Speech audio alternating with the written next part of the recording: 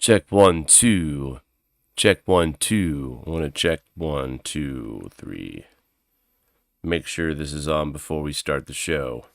Check 1, 2. That's it. Check 1, 2. Is everybody in? Is everybody in? The show is about to begin.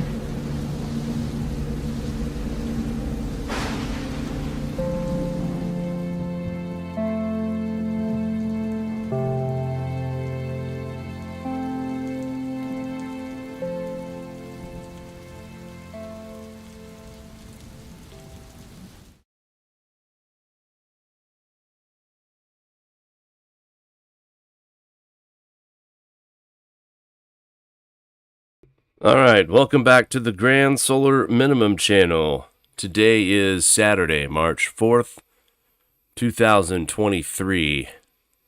We haven't done a broadcast since November 11th of 2022.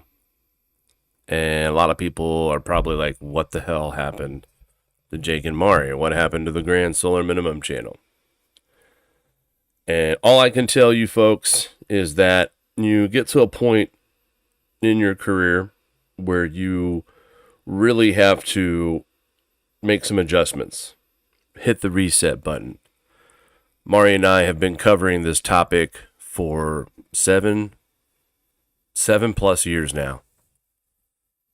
And boy, have we fought off a lot of folks. We've done a lot of things that we're proud of on this channel. And that's why we're going to continue. But folks, thank you for bearing with us. Thank you for being patient. Sometimes you just have to step away. This is real. This is not some kind of show of entertainment. When you study the topic and you read about crop loss and death, and weather phenomena and space weather that could change the planet for the rest of your life and further beyond. It's not fun for 7 years. It takes a toll. And I think where I needed to take a step back and focus on life and what's in front of me and really get ready for what's coming, because we talk about it. But we also have to practice that as well. So I think this was a much long-deserved break for Mari and I. We are not monetized. We do appreciate, believe it or not, we still have Patreon members. And we thank you for keeping us afloat. Those Patreon members who have stuck with us, thank you. You paid for our website domain. You've helped maintain a certain website names that we wouldn't have been able to done if we wouldn't have had that little bit of extra income coming in. So every little bit counts. And just thank you to all who stuck by our side and understood that this was just a hiatus. And, sometimes that's just what it takes, unfortunately. And it wasn't you guys. We love you. Our supporters are awesome. It's the reason why I even jumped back on, honestly, guys. Mari and I have read your comments. We are more than aware that there was definitely some people concerned, wondering where we were, and we felt bad. We still love the topic. We still cover it majorly. we still do the same research that we did if we were doing shows. It's just there comes a time where, some things just shift gear. Also, I'm a little bit less on time as well, as my career in the real world has really taken a hold of things as well. But I'm getting the hang of that new journey in my life, so I'm going to be able to better manage my work-life balance and have more time to do reporting. Maybe not daily. maybe a weekly thing, maybe twice a week, but it's better than nothing. I understand that. So, without further ado, thank you everyone for tuning into the Grand Solar Minimum channel for our first broadcast since November of 2022. So, let's get right to it. Our space weather, it is basically doing exactly what we thought it was going to do during solar maximum, and that's what we're in right now. And I know a lot of people are still saying the jury is out on that. Are we really in a maximum? And based on what I'm seeing right here, we have sunspots that are in all phases of the latitudes here where would qualify for this being a peak of a maximum, which a lot of physicists thought we were talking about a normal solar cycle. We wouldn't be peaking until 2025. Myself and a few others have predicted or have supported the prediction of an early peak and an early maximum in solar cycle 25, which I believe has started this year. Now we are seeing sunspots in the top, the middle, and the bottom part of our disk in areas that you would see during solar maximum. Now what's going to happen is that we're going to see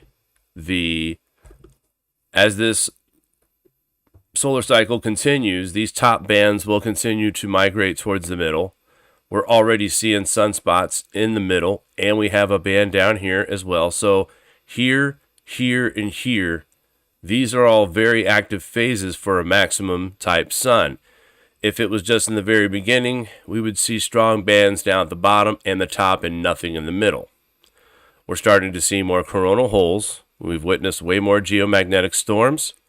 And another reason for belief of peaking right now is that we haven't seen the kind of solar storms and solar flares that we thought we'd see in the beginning. But now all of a sudden the switch has been turned on and we are seeing tons of solar flares. But here's the thing, guys.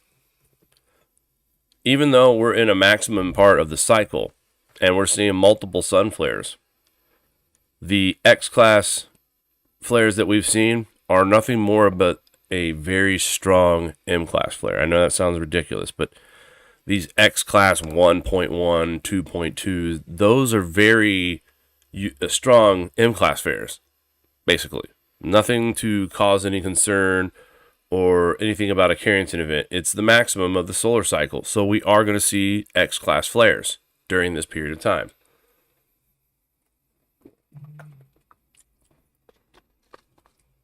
Right now, everything seems to be according to schedule. If you ask Dr. Valentina Sarkova, she'll tell you this was predicted. And it's exactly happening the way she had predicted it. And why not believe her? She was 97% accurate on solar cycle 24. So, here we go. Space weather right now. Solar wind speeds are at 518.9 kilometers per second with a density of 3.31. Our sunspot number today is a 133. We have seen a peak of 176 and 183 at two different times. I'm not sure if we'll see our sunspot number get any higher than that, which is right around where we thought it would be during this maximum. 0 spotless days in 2023. Believe it or not, we had one spotless day in 2022. Very unique. Normally, that last year should have been all spotless days as well, or 0 of them. We actually had one. KP indice right now is sitting at a 2, the 24-hour max of 4. And I have down here at the bottom G1 Storm Watch March 6. I should have put through March 6. We are expecting all kinds of geomagnetic activity. And the reason why, some of it is from these solar flares. Now, we've had multiple M-class flares coming from that sunspot region that's turning away from Earth. Right now, we're getting X-class flares coming from here, and here, constant M-class flares firing off from this sunspot here in the middle, which is AR 3240, I believe. No, I lied. That one is AR 3242 that is firing off the M-class flares, multiple, as we speak. So AR3242 and AR3234 has beta gamma delta magnetic field that harbors energy for X-class flares. So where is that sunspot that I'm speaking of right now, 34? That one is still, they're talking about this one over here. Oops, let's get the arrow. They're talking about this over here. So this one's still a possibility for X-class. That's where that last X2 was. Then we had another X-class flare. We've seen multiple sunspots firing off, or multiple solar flares firing off several times now. In fact, let's talk about that real quick. A new sunspot, AR3242, is spewing out these M-class flares, which is the one that we're watching right now that's producing multiple flares as we speak. I just had my arrow a little bit ago. Where'd it go? She's gone. Okay, well, I guess I don't have my arrow anymore. That's all right. So AR3242 in the middle there, that's coming around the bend, almost Earth facing. That one is producing all of the activity right now. And I don't know if you guys have noticed, but there is definitely a connection between solar flares and earthquakes, CMEs as well. And here is, let's go over to our favorite website here, to spaceweather.com. All right. So the one at the top is 3242. That's the new sunspot. And then 3234, which is in the northwest corner, the one that's turning away from Earth, that was the location of the last X2 solar flare. Now, the significance of these two they're basically frequently erupting is that it's bombarding our magnetosphere. It's pinging us one after another. And we have seen multiple earthquakes over the past several days, anywhere from 5.5 all the way up to 6.9. And we'll get into that here in just a second. But I wanted to show you guys the action right now on our sun.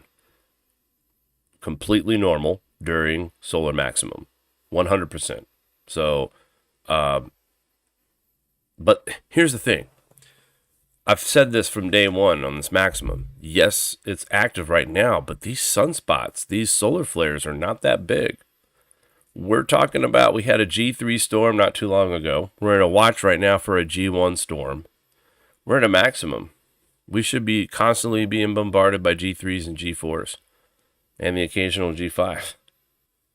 Haven't seen that yet. I hope we don't. Believe it or not, our cosmic radiation is finally below 0%. Usually it's always 5% or higher saturation rates, but right now we're actually 1.4% below average. Hey, we've been bombarded with cosmic radiation for the past 8 years, like high levels. I'm okay with a little bit of a break.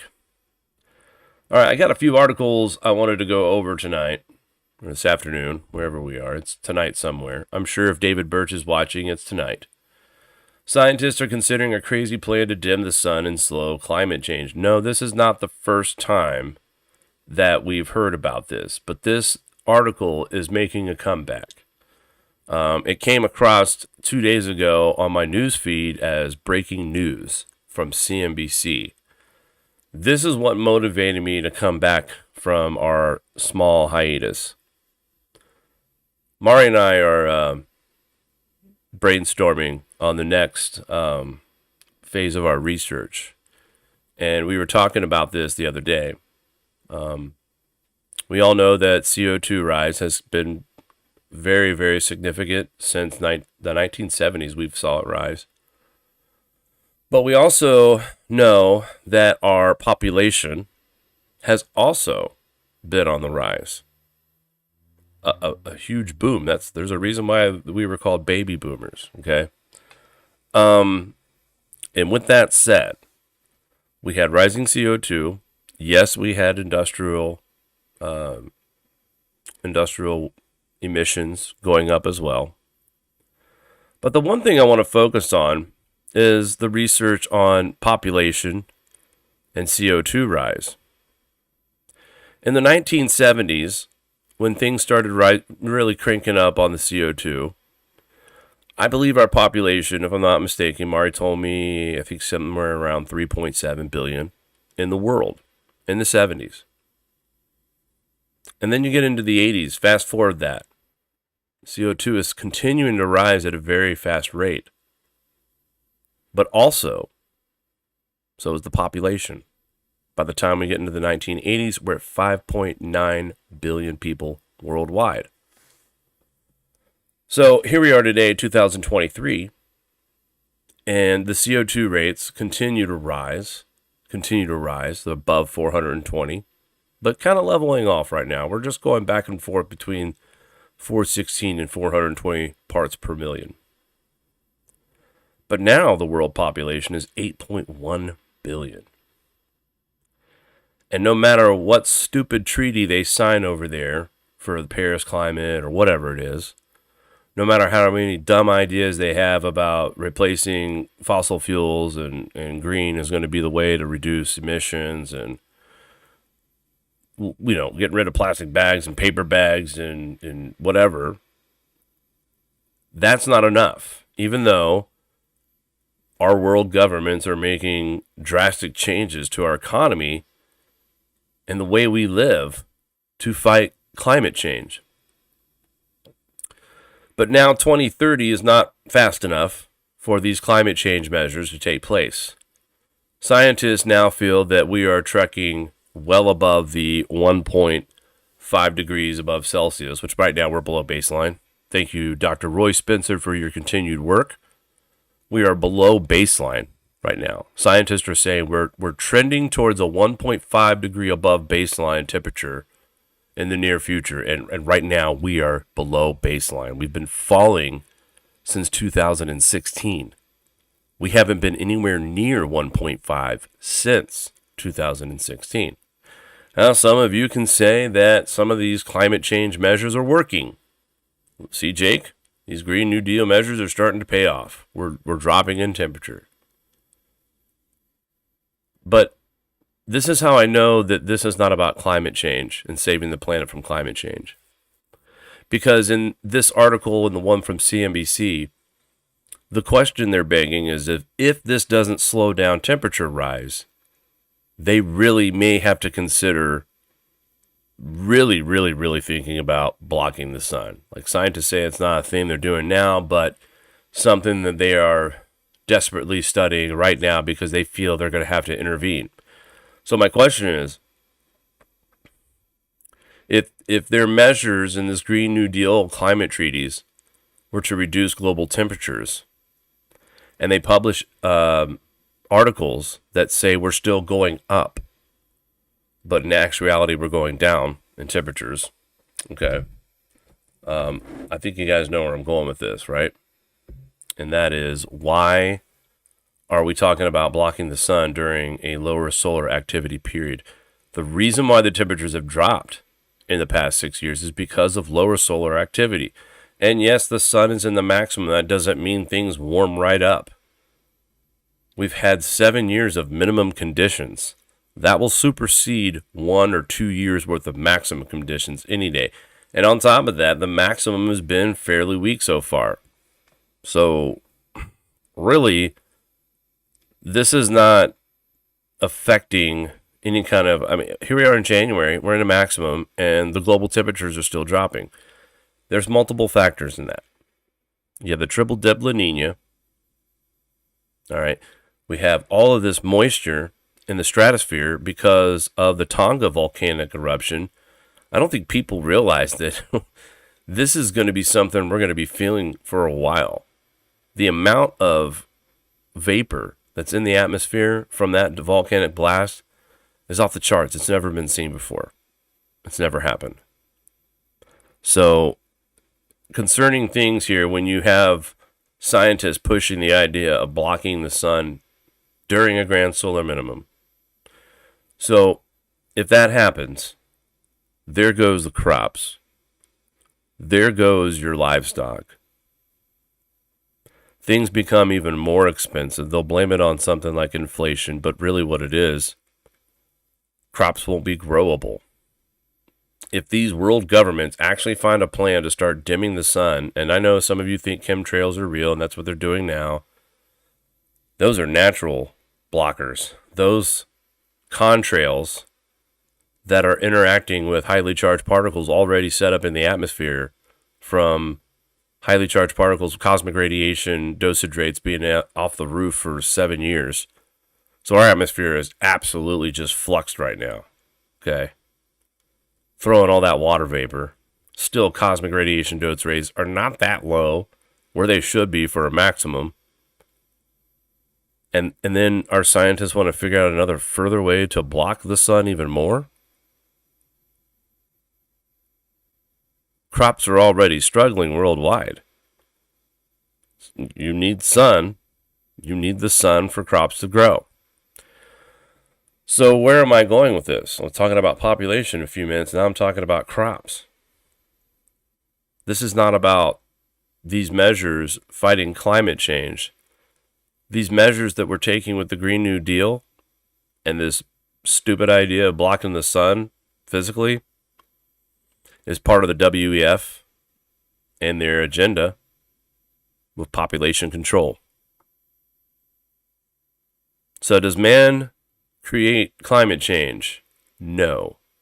Does man contribute to CO2? Yes.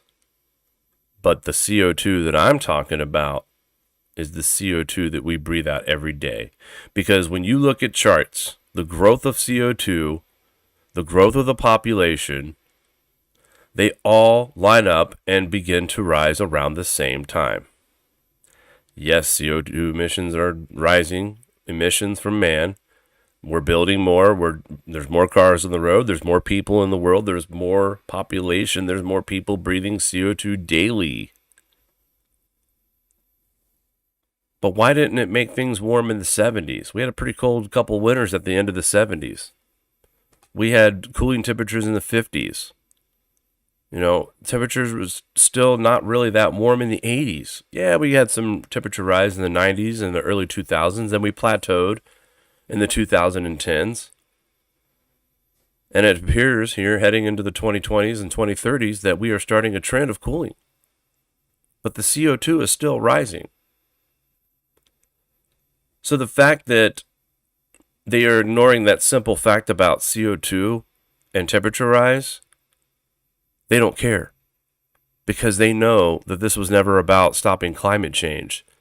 This Green New Deal, all of this WEF supported, you don't need a car, this is all about population control. Population control. That's how the temperatures come back down. But right now, they're looking at things from an economic standpoint. World governments are afraid they can't support the world's population going forward. But they actually believe that man is causing climate change, but they know they think it's causing it in a different way, not the stuff that we're emitting in the atmosphere, but just us as people. So if the crops go away, the livestock goes away, well, you go away because food becomes too expensive, it becomes scarce. People start fighting over food. People start starving in the 21st century, yes. And it's all controlled. So especially when you start seeing things like this article become in reality, it's too late to prepare at that point. You better already be prepared. We've talked about it for many, many years of growing a garden, being self-sufficient. The time for talking is over. The way things are in this world, guys, don't test these governments. Don't sit there and say, yeah, right, that's not going to happen. Don't test them. The WEF controls 90% of the financial institutions in this world. 90% of the financial institutions are controlled by the WEF. If you do not comply with the WEF and their climate treaties, their new ways of doing things, your financial lifeline will be destroyed. You won't have one. Good luck finding financial support from one of the 10% banks that aren't controlled by world globalists. True story, folks. Sorry I had to lead off with such a grim topic, but this was the article that brought me back out of hiatus. When I heard the ridiculousness, well, this became very obvious to me. This has never been about climate change or saving the planet. This is a way to reduce the population so the climate can go back to where they want it to. And maybe the world government thinks they've learned a lesson on controlling population size now. Got out of control at 8 billion, guys. We got to keep it around 1.5, 2 billion. I'm just saying.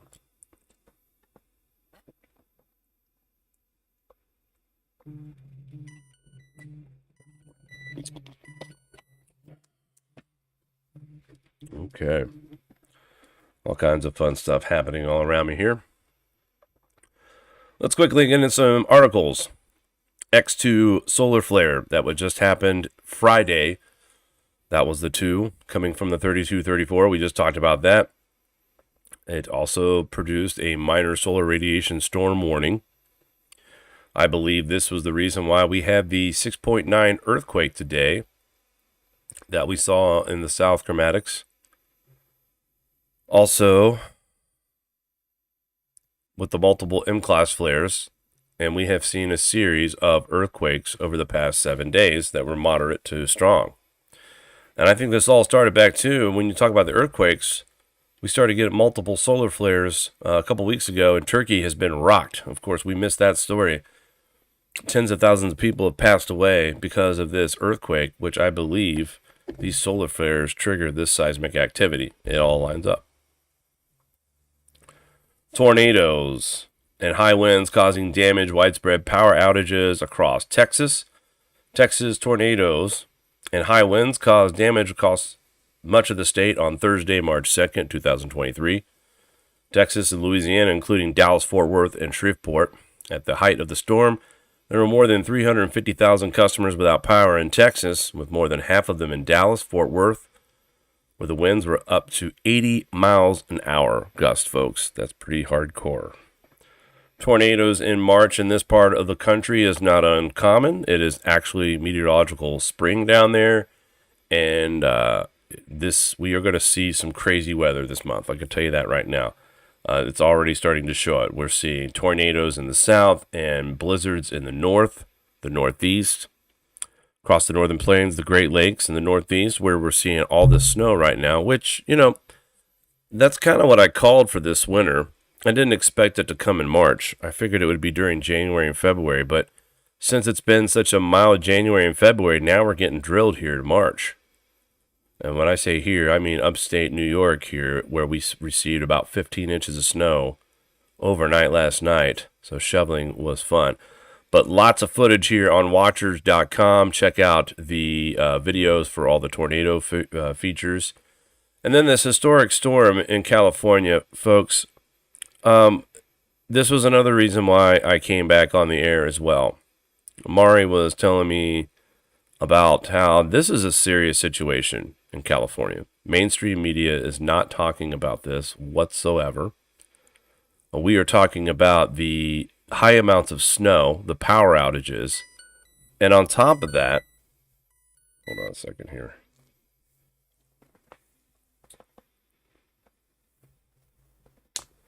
The amount of, hey Mari, would you take this for me? Just put this in the back room for now. I'll take care of that.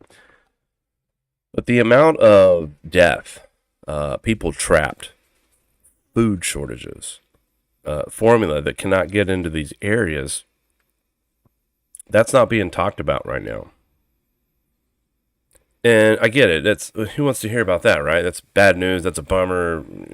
I get it. I understand. But it's a problem because everything that they talk about in climate change is due to the rising temperatures. And it seems like every time a major winter event happens, MSM goes silent.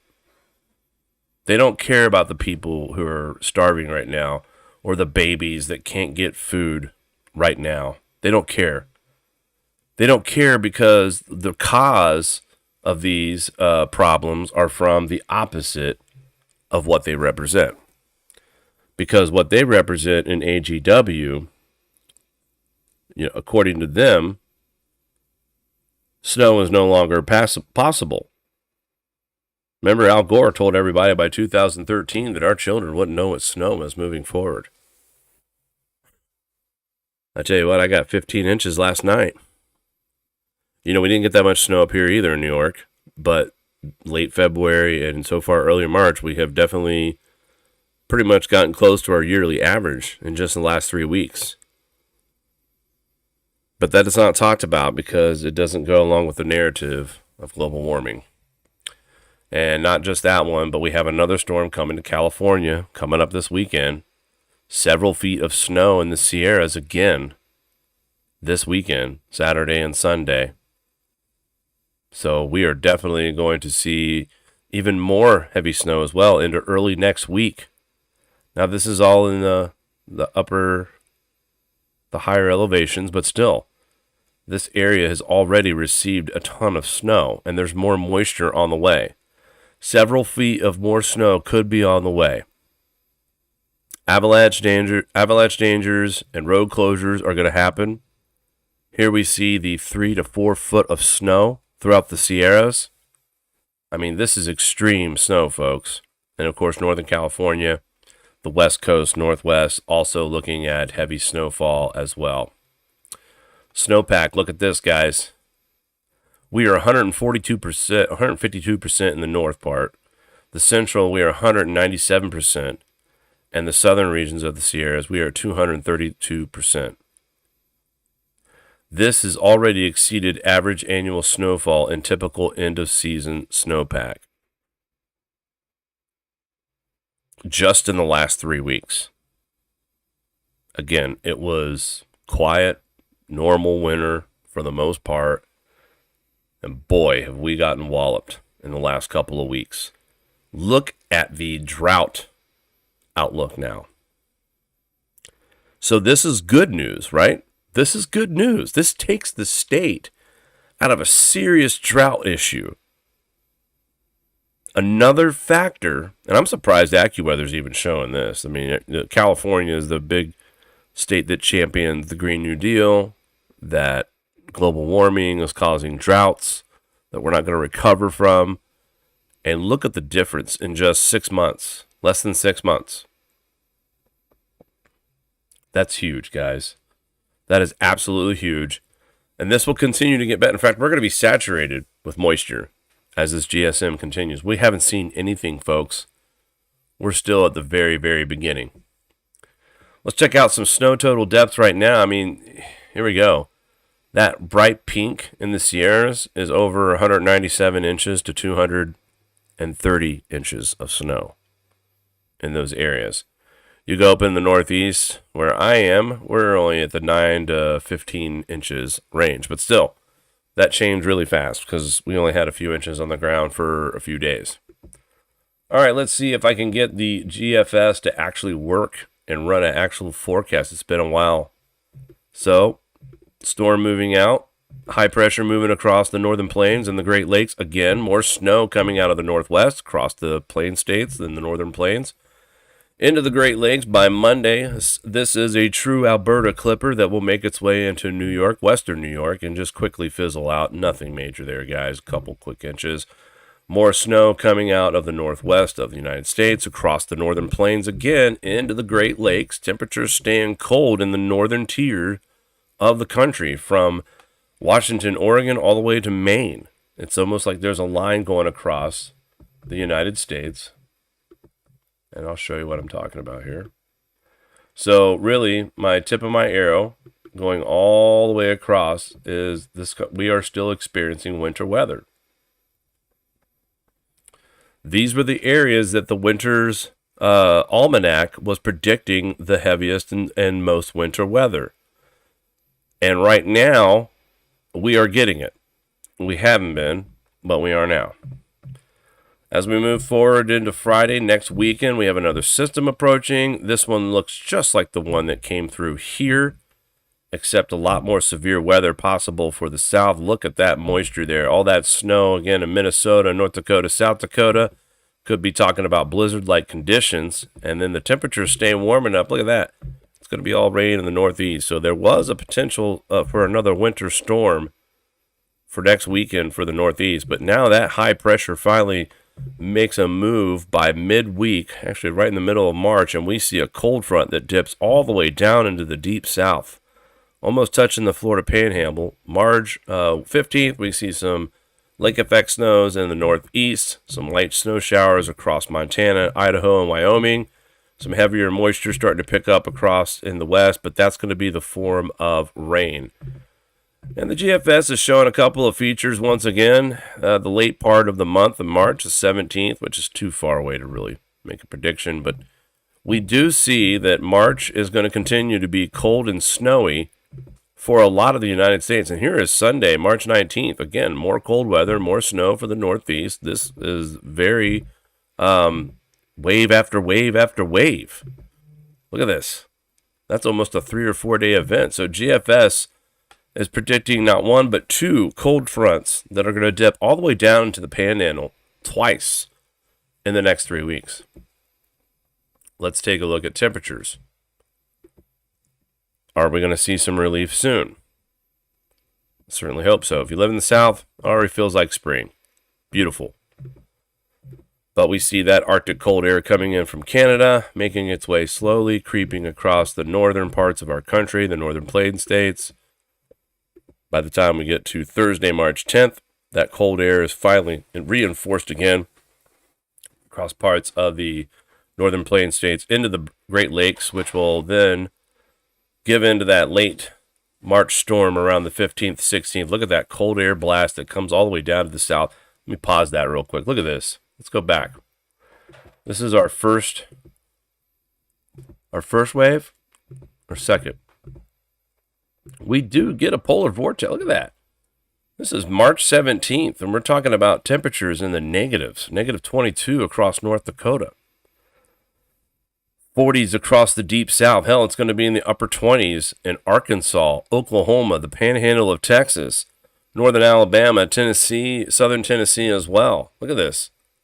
High temperatures in Saturday in the mid-20s after seeing 70s and 80s across parts of the Midwest and Tennessee Valley.